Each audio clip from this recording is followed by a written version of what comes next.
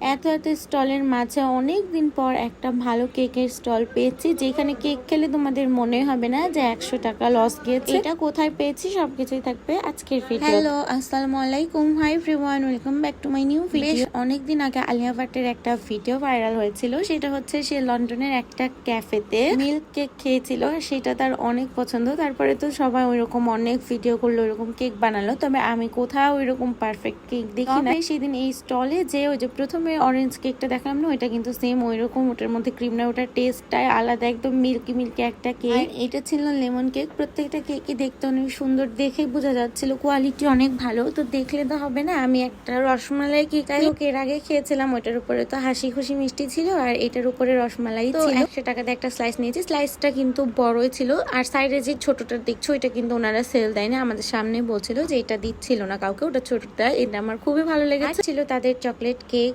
একদম মাঠ টাইপের একটা চকলেট কেক, এটাও খুবই ভালো ছিল। তোমরা যারা এরকম স্টল থেকে কেক খেতে চাইছো তারা এখানে খেতে পারো। আমি জানি না এখন আছে কিনা, কয়েকদিন আগে শুনলাম যে স্টল নাকি এখন আর দিতে দেয় না সেনবিতে। এটা আমার বেশ অনেকদিন আগের ভিডিও। আর কেকটা তোমরা দেখতেই পাচ্ছ, উপরে সুন্দর একটা রসমালাই ছিল, আর একটা লেয়ারেও সুন্দর রসমালাইয়ের রস ছিল, মিষ্টি ছিল, আমার কাছে ভালো লেগেছে। তো তোমরা কেক এখানকার কেক খেয়েছো, তোমাদের কার কার ভালো লেগেছে অবশ্যই আমাকে কমেন্টে জানাবো। তারপর আমার ফেভারিট একটা ওয়াটারমেলন জুস নিয়ে বাসায় চলে আসি। আজকের ভিডিও পর্যন্ত, আবার দেখা হবে নেক্সট ভিডিওতে। আল্লাহ হাফেজ।